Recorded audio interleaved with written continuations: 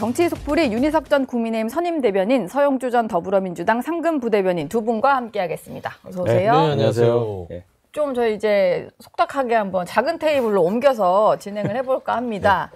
네. 제 목소리가 작나요? 아닙니다. 그래요? 여기서 또 이제 우렁차게 해주시면 되고요. 서영주 의원처럼 좀 우렁차게 해야겠네요. 네, 알겠습니다.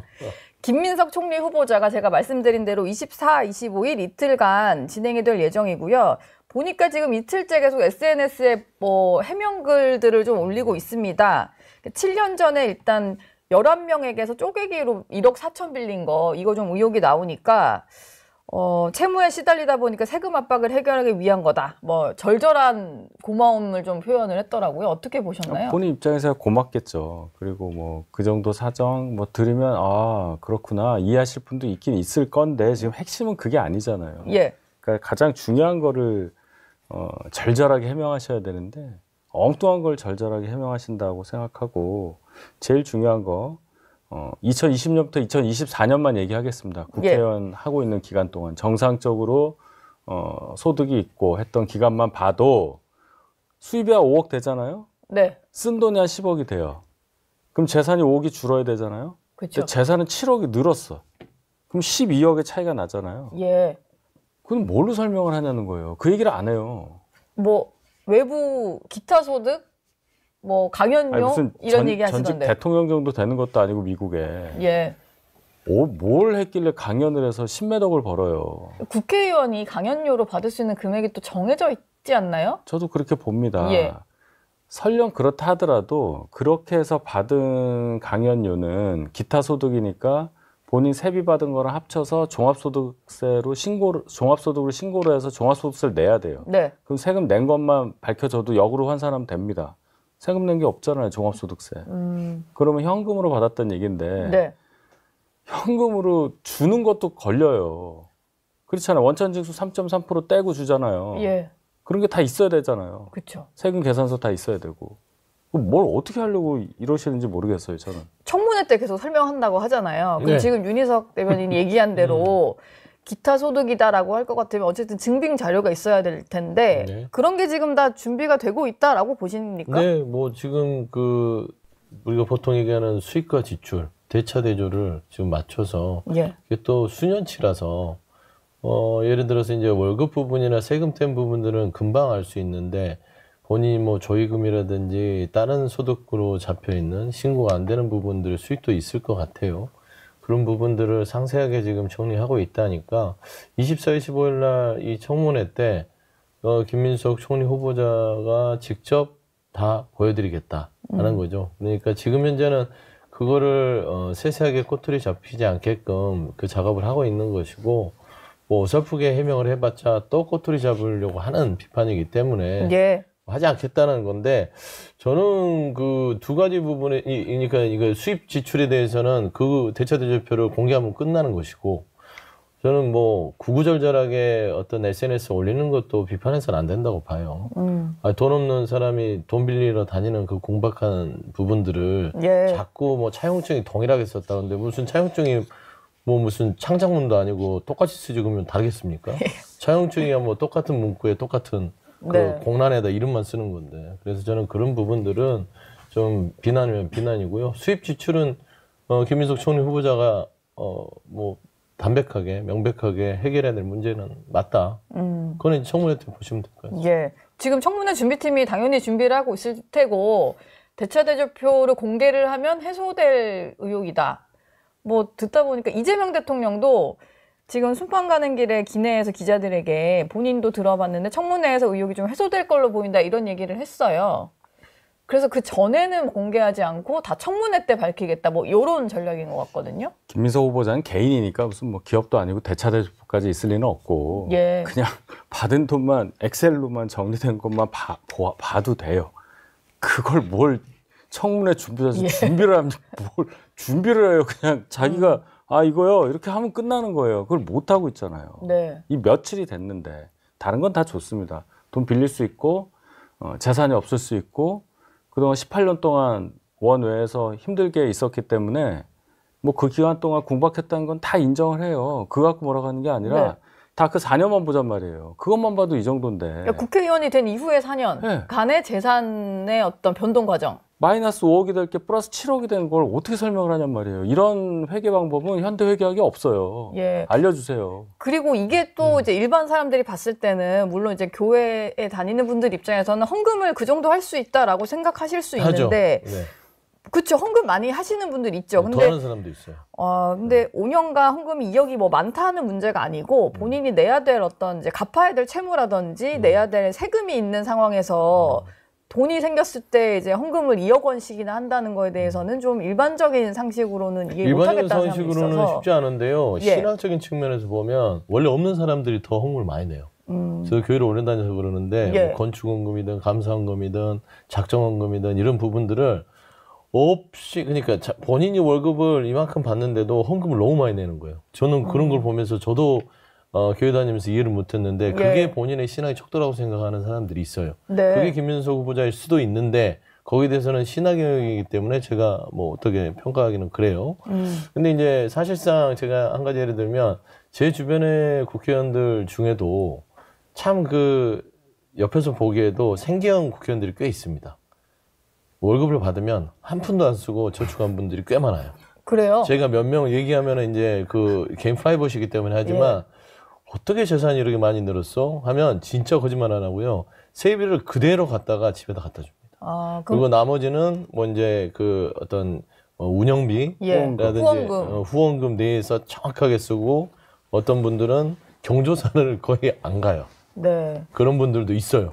그러니까 국회의원들의 어떤 의정 활동의 스타일은 또 다르기 때문에 김민석 후보자가 의원 시절에 어떻게 했는지 그것도 좀 들여다봐야겠으나 예를 들어 이제 수입과 지출에 있어서 정말로 본인의 세비 자체를 아예 그냥 통으로 다 네. 저축을 했고 나머지 수입을 가지고 빚을 갚고 뭐 했는지는 저도 이제 궁금하기 때문에 이거는 단순한 문제고 사실 저도 지갑에다가 얼마 돈을 많이 못 벌지만 돈을 쓸 때도 내가 얼마를 썼는지 잘 몰라요.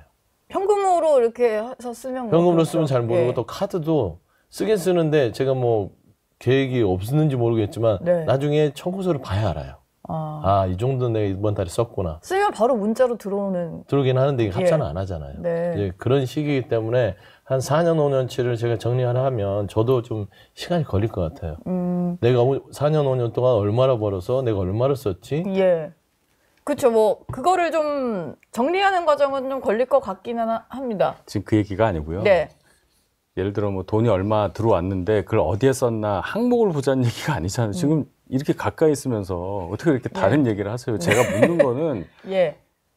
마이너스 5억이 돼야 될 재산 변동 규모가 어떻게 플러스 7억으로 됐느냐, 들어온 것만 얘기해달라 그 얘기입니다. 어디서 뭘 받았느냐, 뭘로 받았느냐, 어디를 통해서 받았느냐. 아무리 기타 소득이 있고 뭐 경조사로 얻은 이익이 있다고 해도 그게 어떻게 7억이나 될 수 있냐 뭐 이런 거잖아요. 정 궁박하면 이렇게 말할 수도 있어요. 부의금이 12억 들어왔다고 말할 수도 있어요. 부의금은 그 신고해도 뭐 증여세도 안 돼요. 네. 예, 우리 실무상 그 상속세도 안 내고요. 그냥 그 상주 걸로 의제를 하거든요. 예. 그렇게 얘기하면 말이 됩니다. 그렇게 얘기하면 내가 상을 네. 당했는데 부의금으로 한 12억 들어와서 현금으로 그걸로 했다. 그거 외에는 방법 없을 것 같은데요, 제가 볼 때. 그러니까 일단은 보시죠. 저는 제안을 한번 해보세요. 아니 그러니까 제가 왜 그러냐면 뭐 네. 제안을 하든 어떠든 간에 제가 뭐 몇 차례 이렇게 그 어떤 상황인지를 좀 확인을 해봤더니 그 수익과 지출 부분을 정리하고 있답니다. 그리고 청문회 전에는 공개하지 않을 것 같아요. 그러니까 청문회 때 그거를 딱 얘기를 할 것 같고 사실 그 지금 말씀한 대로 그런 의문점들이 있었다면 본인 스스로 이재명 대통령한테도 총리직을 하겠다라는 네. 부분들에 있어서는 못하겠다고 고사를 했을 가능성이 높죠. 그래서 저는 여기에서 그 김민석 총리 후보자가 얼마를 벌어서 얼마를 썼는지 내가 모르잖아요. 예. 그리고 겉에서 봐서는 그 사람이 어디서 돈을 버는지도 몰라요. 네, 그쵸. 그러니까 총리 후보자가 말을 해야 되는데 청문회 때 얘기하겠다는데 지금 여기서 떠들어봤자 무슨 소용이냐 그거지. 그렇지 않습니까? 말씀 많이 하셨는데. 내가? 많이 하셨잖아요. 그래요? 예. 알겠습니다. 그래도 분량을 채워야 되니까. 예, 국민의힘에서 안 그래도 이 얘기를 하더라고요. 이제 다 총리 후보자는 이제 청문회 때 얘기를 하겠다라고 하니까 지금 요청한 자료 중에 94건을 요청을 했는데 2건만 제출을 했다라고 해요. 근데 이게 보통 여야가 공수가 뒤바뀐 상황이 된 뭐 그런 것 같은데 네.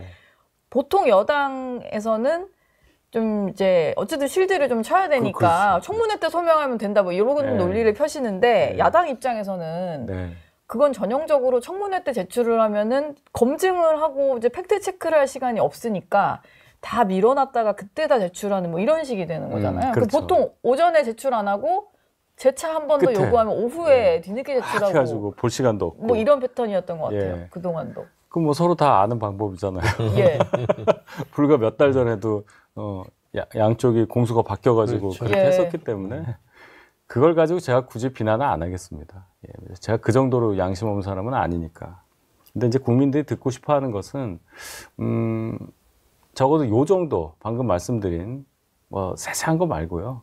어떻게 줄어야 될 재산이 이렇게 많이 늘었냐, 10억이 넘게.